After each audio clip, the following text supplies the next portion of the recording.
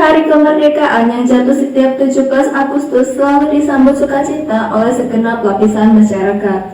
Momentum ini juga sekaligus sebagai pengingat akan jasa pahlawan yang telah memerdekakan Indonesia. Dari sekian banyaknya pejuang Republik yang turut mengusir para penjajah, ada segelintir yang masih hidup hingga saat ini.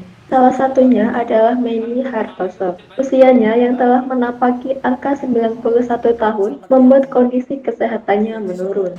Meini merupakan mantan gerilyawan tentara pelajar yang masuk dalam personel Brigade 17 Detesmen 2 Kompi 1 Kota Solo dan ditugaskan menyimpan dokumen-dokumen rahasia milik para tentara Republik. Ia pun masih memiliki memori yang tajam tatkala mengingat kembali agresi militer Belanda di Solo.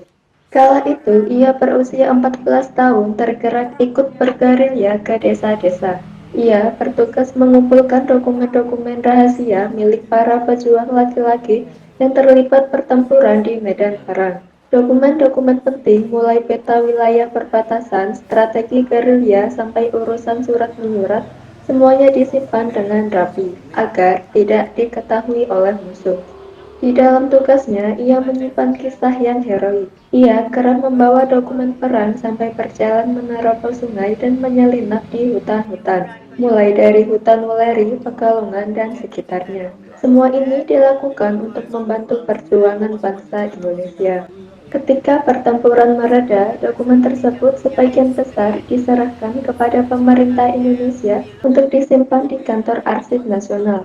Pemerintah pada akhirnya memberikan tanda jasa gerilya kepada Meini. Waktu itu masih umur 14, Bapak pindah ke Solo, aku ikut ke Solo, lalu di situ saya mencari tempat untuk ikut berjuang. Anak tentara pelajar pada waktu itu kan rumahnya dekat begitu. Kan dokumen-dokumen itu kita sembunyikan. Lalu yang menyembunyikan itu anak warta sehingga tidak ketara begitu. Macam dokumen dari daerah-daerah. Ya siapa pun menjadi musuh kita. Kadang-kadang ada Belanda, ada Jepang. Kita masuk keluar hutan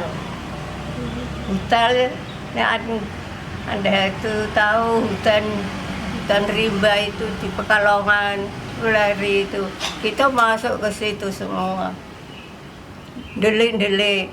Setelah masa pergolakan, Meini menikah dengan seorang anggota Angkatan Laut. Dari hasil perkawinannya, ia dikaruniai 3 anak dan 5 cucu. Berkat bantuan dari pemerintah, Meini pun bisa bekerja sebagai pegawai negeri di Dinas Sosial Jawa Tengah hingga pensiun sekitar tahun 1980. Di hari tuanya, Meini Hartoso mengandalkan hidup dari tunjangan uang veteran dan tunjangan pensiun PNS. Ali Mustafirin melaporkan dari Semarang, Jawa Tengah.